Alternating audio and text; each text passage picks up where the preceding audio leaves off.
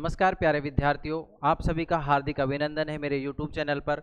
जैसा कि आप देख रहे हैं, हम मेरे पीछे राजस्थान जिला दर्शन अब नए अंदाज में। आज हम बेटा देखेंगे अलवर जिला। जैसा कि आप सभी को पता है, मैं खुद भी अलवर से बिलोंग करता हूं। जैसा आप देख पा रहे हैं, गजेंद्र सर अलवर, ये मेरा YouTube चैनल है।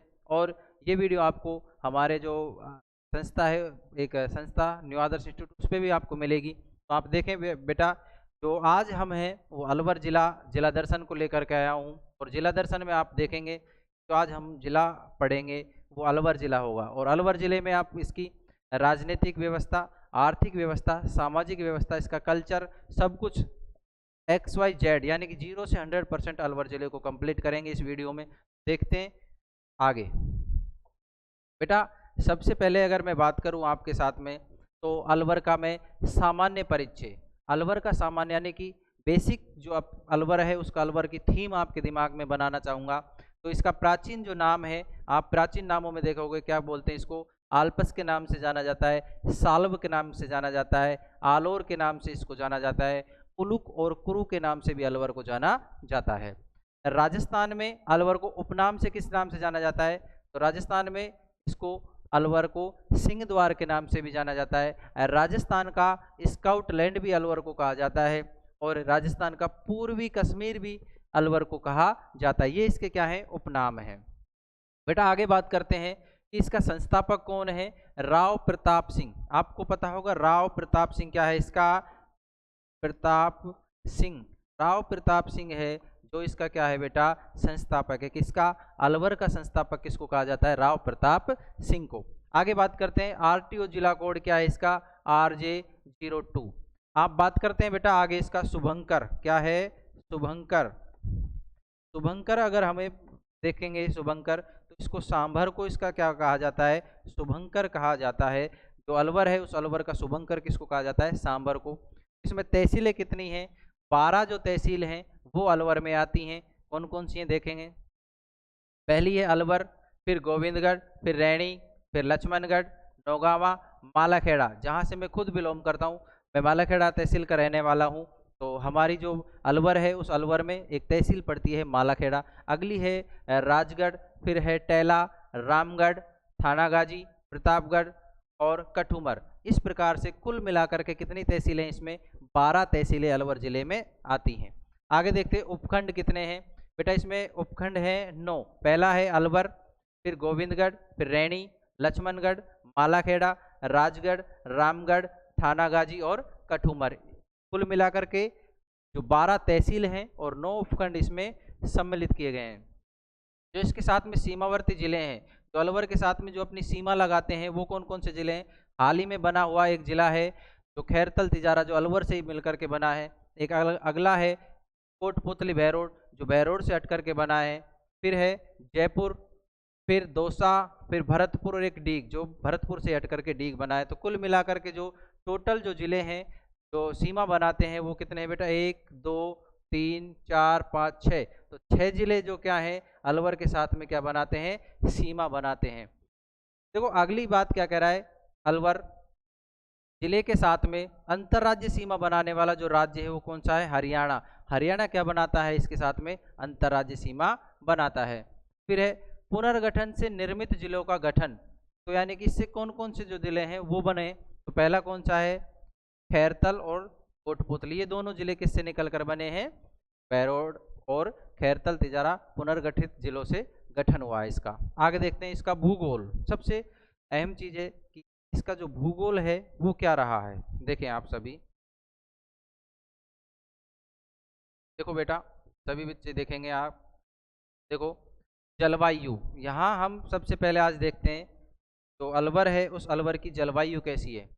देखो आपने देखा होगा जब हम पढ़ते हैं, अगर आपको अलग से राजस्थान की ज्योग्राफी जब पढ़ाई जाती है, तो वहाँ पर आप देखेंगे आपको जलवायु का वर्गीकरण दिया जाता है। और जलवायु वर्गीकरण में आप देखेंगे कोपेन, थॉर्नवेट और टिवारथा, इनका जलवायु वर्गीकरण पढ़ाया जाता है। और उस जलवायु वर्गीकरण के अनुसार जो हमारा अलवर है वो किस में आता है, देखें बेटा, जो इसकी जलवायु है उप आर्द्र जलवायु में आता है। कौन सी में, उपाद्र जलवायु में आता है। अगला देखते हैं कोपेन जलवायु वर्गीकरण के अनुसार जो है ये किस में आता है, उसने कोड दिया था CWG। अगर आपसे कोई पूछे कि अलवर जो जिला है कोपेन के जलवायु वर्गीकरण के अनुसार किस में आता है, तो CWG में, अर्थात इसका मतलब होता है उप आर्द्र मानसूनी वर्षा प्रदेश इसको कहा जाता है। आगे देखते हैं, थॉर्नवेट जलवायु वर्गीकरण के अनुसार इसको क्या बोलते हैं, DAW। क्या बोलते हैं बेटा, DAW। किसके नाम से जाना जाता है, DAW के नाम से इसको जाना जाता है। आगे देखते हैं बेटा, टिवार्था। टिवार्था वर्गीकरण के अनुसार इसको रखा गया है CAW, अर्थात अर्ध शुष्क आर्द्र जलवायु प्रदेश। इसमें इसको किस में रखा गया है, देखो हमने अभी यहाँ पर देखा जलवायु वर्गीकरण में 3 लोग निकल के आए, कोपेन ने इसको बोला CWG, उसके बाद में हमने देखा थॉर्नवेट ने बोला इसको DAW, उसके बाद में हमने देखा टिवार्था, जो टिवार्था है वो इसको क्या बोलता है, CAW में रखता है। आगे देखते हैं यहाँ की जो मिट्टी है अलवर की वो कैसी है बेटा, देखेंगे मिट्टी कापिय, जलोढ़ और कछारी जो मिट्टी है वो अलवर की मिट्टी पाई जाती है। आगे देखिए, वैज्ञानिक पद्धति वर्गीकरण के अनुसार जो इसकी जो वैज्ञानिक वर्गीकरण में इसकी मिट्टी को क्या कहा जाता है वो है अल्फीसॉल्स। आप देखेंगे वैज्ञानिक वर्गीकरण में इसको क्या बोलते हैं, अल्फीसॉल्स के नाम से इसको जाना जाता है। फिर है बेटा आगे, कृषि विभागीय वर्गीकरण के अनुसार इसको गैर चूना युक्त भूरी मृदा में इसको सम्मिलित किया गया है। किसमें, गैर चूना युक्त भूरी मृदा में इसको सम्मिलित किया गया है। आगे देखते हैं बेटा नदियां। देखो आगे हम देखते हैं तो जो अलवर है इस अलवर में कौन कौन सी नदियां बहती हैं। देखो आपने देखा होगा नदियों में, आप देखते हैं रूपारेल नदी। कौन सी नदी, रूपारेल। जो आपको पता होगा रूपारेल, यहाँ आप भरतरी के पास से जब भरतरी बाबा का धाम है अलवर में, उस भरतरी के पास से जब आप जाते हैं तो वहाँ एक रूपारेल नाम की नदी बहती है, तो वो नदी है। इसको उपनाम क्या है इस नदी का, लसवारी नदी या वराह नदी के नाम से भी इसको क्या है, जाना जाता है। उद्गम क्या है इसका, उदयनाथ की पहाड़ी, जो कहाँ पर है, थानागाजी। थानागाजी कहाँ पे है, अभी हमने जब तहसीलें पढ़ी तो वहाँ एक तहसील आई थी थानागाजी जो अलवर में है, और उस तहसील की जो उदयनाथ की पहाड़ी है उस उदयनाथ की पहाड़ियों से इस नदी का, रूपारेल नदी का क्या होता है, उद्गम होता है। बेटा इसका बहाव जो क्षेत्र है अलवर और डीग जिले में इसका बहाव क्षेत्र कौन सी का, रूपारेल नदी का। कई बार आपने देखा होगा भरतपुर और अलवर के बीच में विवाद का भी ये कारण बनती है, क्योंकि कई बार भरतपुर के लोग क्या कहते हैं, इस नदी का पानी हमारे पास ज़्यादा आना चाहिए परसेंटेज के हिसाब से, तो कई बार ये मुद्दा भी हुआ है। इस पर स्थित बांध कौन से हैं, मोती झील बांध और दूसरा है सीकरी बांध के नाम से भी इस पर 2 बांध स्थित है। मोती झील बांध और सीकरी बांध, इस पर 2 बांध बने हुए हैं। देखो आगे अलवर में हम देखते हैं झील और तालाब कौन कौन से हैं। बेटा हम देखेंगे गरवाजी झरना जो अलवर में स्थित है। अब हाल ही में आपको पता है अब गर्मियों का मौसम है, जैसे ही आप जून के बाद में जो बरसात होगी जून जुलाई में, उन बरसात में जब आप देखोगे तो अलवर में एक झरना बहता है गरवाजी का, और वो एक आपने देखोगे जिस फिल्मी अंदाज में जो सीन होते हैं उन सीनों के अकॉर्डिंग ये झरना बहता है और लुभावना इसका दृश्य होता है। लोग उस समय इस पर बहुत विजिट करते हैं और बहुत सारे लोग इसको इसमें एंजॉय के साथ में झरने का आनंद लेते हैं। आप भी आए और अलवर में इस चीज़ को देखें, आगामी बहुत जल्द ही आपको ये आने वाला मौका। बेटा आगे देखते हैं जो दूसरी झील है सीलीसेड झील, राजस्थान का नंदन कानन भी इसको कहा जाता है। बेटा आपने देखा होगा सीलीसेड झील, आपने पढ़ा होगा महाराजा एक विनय सिंह नाम का व्यक्ति था जिसने 1895 में अपनी जो रानी है शीला देवी, उस शीला देवी के उपलक्ष्य में इस झील का निर्माण करवाया था। जैसे मुमताज की याद में शाहजहां ने ताजमहल बनवाया था, उसी की तर्ज पर सीलीसेड झील का निर्माण किसने करवाया था, विनय सिंह ने इसका निर्माण करवाया था। आगे देखते हैं जयसागर जो झील है, इसका निर्माण जो पद्धति है महाराजा जयसिंह के द्वारा करवाया गया, यानी कि जो जयसागर झील है इस जयसागर झील का निर्माण किसने करवाया, महाराजा जयसिंह के द्वारा करवाया गया। बेटा आगे देखते हैं जयसागर झील, देखो ये आपको दिखा रखी है जयसागर झील ये चित्र के माध्यम से। बेटा आगे कौन कौन सी हैं इसमें जो झीलें हैं, मंगलसर, जयसमंद, मानसरोवर, देवाती यानी कि जो रामगढ़ में, धमरेट के नाम से भी एक गांव भी है और वो धमरेट भी एक जगह है जो राजगढ़ में है। फिर है जैतपुर, फिर जो जैतपुर कहाँ पे, थानागाजी में। डिगोता, इसको बिगोता के नाम से भी जाना जाता है, जो राजगढ़ में है। तुसारी जो कहाँ पे है, कठूमर में। झिलमिल देह झील, ये अजबगढ़ भानगढ़ आपने देखा होगा, भूतिया इलाके के नाम से जाना जाता है। जैसा आपने देखा होगा अजबगढ़ और भानगढ़ जो अलवर है, उस अलवर में राजगढ़ की तरफ जब हम जाते हैं तो वहाँ पर एक जगह आती है अजबगढ़ भानगढ़। इस अजबगढ़ भानगढ़ के बारे में कहा जाता है कि यहाँ पर रात में रुकना अपनी मौत को दावत देना जैसा होता है। क्यों? क्योंकि यहाँ पर इसको भूतिया इलाके के नाम से जाना जाता है। ऐसा कहा जाता है कि यहाँ पर भूत विराजमान रहते हैं। तो आपको अगर भूतों से मिलना है तो आप यहाँ पर अजबगढ़ भानगढ़ में घूम सकते हैं। बेटा आगे देखते हैं बांध परियोजना कौन कौन सी हैं यहाँ पर अलवर में। बेटा आप देखें बांध परियोजनाओं में अगली है मंगलसर बांध परियोजना, फिर है विजय सागर बांध परियोजना, जयसागर बांध परियोजना, जाडला बांध स्थित है। अगला है सलीम सागर यानी कि बाला किला, आपने देखा होगा सलीम सागर यहाँ पर बना हुआ है बाला किला में। आप अलवर में जब जाते हैं तो अलवर में एक जगह होती है इसका नाम है बाला किला, और बाला किला पर एक सलीम सागर बना हुआ है। सलीम किसको कहा जाता था, उसके अकॉर्डिंग आप बताएंगे, आप कमेंट में करेंगे सलीम किसको उपनाम दिया गया था मुगल वंश में।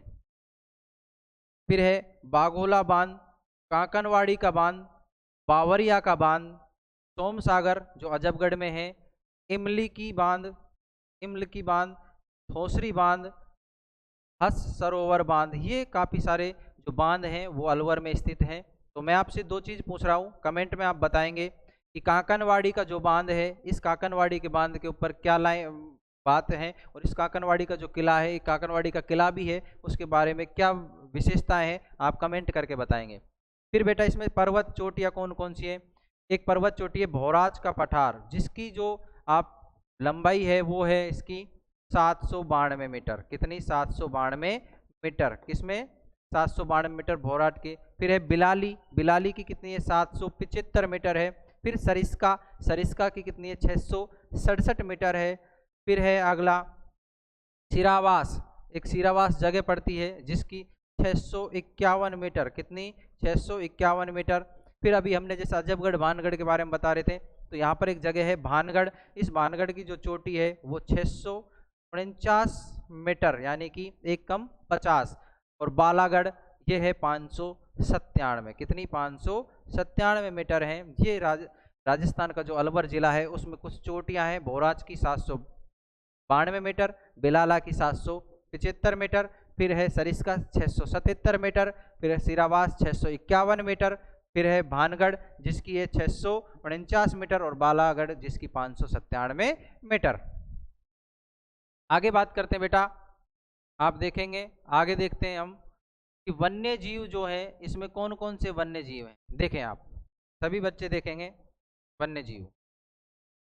वन्य जीवों में जब हम देखते हैं सरिस्का बाघ रिजर्व, उपनाम बाघों की बांध के नाम से भी इसको जाना जाता है। फिर है इसकी स्थापना कब हुई? 1955 में। कब हुई बेटा? 1955 में। कब हुई? 1955 में क्या होता है? सरिस्का बाघ रिजर्व की स्थापना हो जाती है। देखो आगे, देश का दूसरा टाइगर प्रोजेक्ट हिस्सा कब बना था? 1978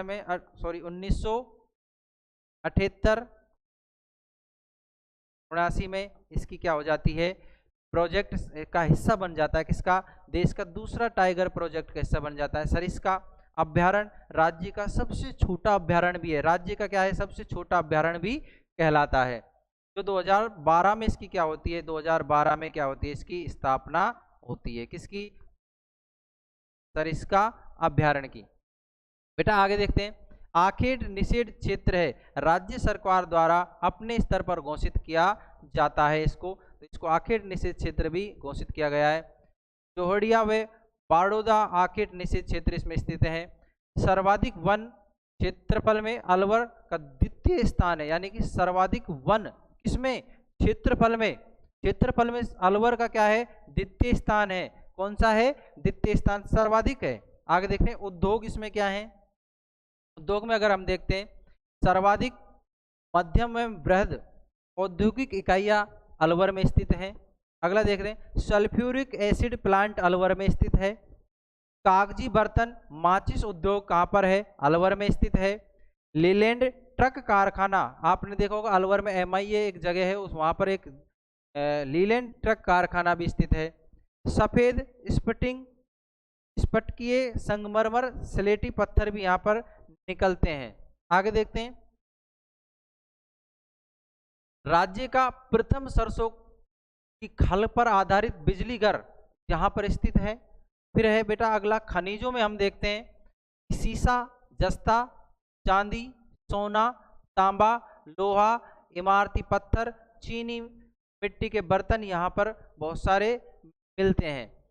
वे वेराइटीज के प्रमुख भंडार यहाँ पर अलवर में मिलते हैं। आगे देखते हैं, वेराइट तो कहाँ पर है, राजगढ़ में। सोना कहाँ पर मिलता है, खेड़ा मुंडियावास। सीसा, जस्ता, गुड़ा किशोरीदास में ये एक जगह पड़ती है, वहां पर इसका मिलाप है या वहां ये मिलती है।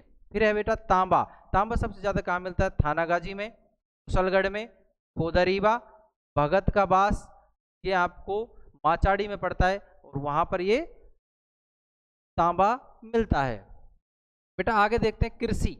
राज्य की प्याज की जो मंडी है वो कहाँ पर है, आपकी अलवर में। सर्वाधिक क्षेत्र में तंबाकू उत्पादन यहाँ पर होता है। बाजरा का सर्वाधिक उत्पादन वाला जिला भी है अलवर, आप सभी नोट भी करते रहें। सरसों, गेहूं, मूंगफली, ज्वार एवं चना यहाँ की प्रमुख फसलें हैं। अगला देखें, एक जिला एक उत्पाद में प्याज सम्मिलित है। एक जिला एक उत्पाद में क्या है बेटा, यहाँ पर प्याज सम्मिलित है। आगे देखते हैं, पशु संपदा। सर्वाधिक खच्चर पाए जाते हैं। खच्चर क्या होते हैं, आपने देखा होगा जो वजन ढोने वाले जो घोड़े के तरह होते हैं उनको खच्चर बोलते हैं। इन पर सर्वाधिक पाए जाते हैं अलवर में। राज्य सुकर प्रजनन फार्म अलवर में, यानी कि सुअर का प्रजनन भी यहाँ पर होता है। फिर है सर्वाधिक वागड़ी नस्ल की भेड़ें अलवर में पाई जाती है। ये यहाँ की पशु संपदा है। आगे देखते हैं बेटा, पर्यटन। मेवात सर्किट का हिस्सा बना हुआ है अलवर। मेवात सर्किट के परिक्षेत्र में अलवर, सरिस्का, सिलिसेड, तिजारा को सम्मिलित किया गया है। आगे देखते हैं, यहाँ का जो इतिहास है अलवर का, उस इतिहास के बारे में हम देखते हैं। यहाँ का जो अलवर का इतिहास है वो क्या रहा है बेटा, देखें आप सभी देखें। अलवर राज्य की स्थापना 1775 ईस्वी में राजा प्रताप सिंह के द्वारा की गई थी। किसके द्वारा, 1775 में किसके द्वारा, राव प्रताप सिंह के द्वारा अलवर की क्या कर दी गई थी, स्थापना कर दी गई थी। देखो आगे, स्वतंत्रता के पश्चात एकीकरण के प्रथम चरण में अलवर, भरतपुर, धौलपुर, करौली, ABCD के नाम से भी इसको याद रख सकते हैं, ABCD। अलवर, B से क्या बन जाता है आपका भरतपुर, C से आपका करौली और D से क्या बन जाता है धौलपुर। ये किसमें, एकीकरण में सम्मिलित किए गए जिले थे। आगे देखते हैं, इसकी स्थापना कब हुई थी, 18 मार्च 1948 को अलवर के जो मत्स्य संघ है उस मत्स्य संघ में अलवर जो है सम्मिलित किया गया था और उसमें इसकी जो स्थापना है 18 मार्च 1948 को की गई। अलवर के राजा बख्तावर सिंह ने 14 नवंबर 1803 को ईस्ट इंडिया कंपनी के साथ में सहायक संधि करी थी। किसने, राजा बख्तावर सिंह ने। कब करी थी बेटा, 14 नवंबर 1803 को किसके साथ में संधि करी थी, ईस्ट इंडिया कंपनी के साथ में इसने अपनी संधि कर ली थी। देखो आगे देखते हैं, तेज सिंह अलवर के अंतिम महाराजा थे जिन पर महात्मा गांधी की हत्या का आरोप लगाया गया था। किस पर लगाया गया था, महात्मा गांधी की हत्या का आरोप तेज सिंह पर, जो अलवर का अंतिम महाराजा था, इस पर आरोप लगाया। इसने किसकी हत्या करी थी, महात्मा गांधी की। आगे देखते हैं बेटा, 1857 की क्रांति के समय अलवर के महाराजा विनय सिंह थे। 1857 की क्रांति के समय जो अलवर है उस अलवर के जो राजा थे वो कौन थे, विनय सिंह थे। अलवर प्रजामंडल की स्थापना 1938 ईस्वी में हरिनारायण शर्मा एवं कुंज बिहारी मोदी द्वारा की गई थी। किसके द्वारा, 1938 में प्रजामंडल, अलवर प्रजामंडल की स्थापना हो जाती है हरिनारायण शर्मा एवं कुंज बिहारी मोदी के द्वारा। देखो आगे देखते हैं, अलवर किसान आंदोलन कब हुआ था, 1921 में। कब हुआ था बेटा, 1921 में। कारण देखते हैं, क्या कारण रहा था अलवर किसान आंदोलन का। उस समय आपने देखा होगा जब हम मॉडर्न हिस्ट्री पढ़ते हैं तो किसान आंदोलन होते हैं, तो उन किसान आंदोलन में एक आंदोलन है अलवर का। तो अलवर किसान आंदोलन में क्यों कारण था, बढ़ी हुई भू लगान दरो, राजा द्वारा पाले गए सुअरों से किसानों की फसल नष्ट हो रही थी। देखो हुआ क्या, अलवर जो किसान आंदोलन है, उस अलवर किसान आंदोलन के बारे में ऐसा कहा जाता है कि बढ़ी हुई भू लगाने, उस समय जो राजा था उस राजा ने भू लगाने बढ़ा दी थी और राजा के द्वारा सुअर पाले गए थे। और सुअर क्या होते, जो जंगली सुअर हैं वो क्या करते थे, किसानों की फसलों को नष्ट कर देते थे। इस चीज़ से जो किसान है वो परेशान हुए और उन्होंने, जब राजा ने बात नहीं मानी तो अंत में आकर के उन्होंने, किसानों ने क्या करा, उसमें आंदोलन करा। फिर आगे देखते हैं नेतृत्वकर्ता कौन था इस किसान आंदोलन का, तो गोविंद सिंह एवं माधो सिंह इसके क्या थे, इस आंदोलन के नेतृत्व करता थे। आपको पता है कोई भी आंदोलन होगा उसकी लीडरशिप तो जरूर है, और लीडरशिप किसने निभाई थी इसकी, गोविंद सिंह एवं माधो सिंह ने इसमें बढ़ चढ़ करके हिस्सा लिया, लोगों को प्रोत्साहित किया।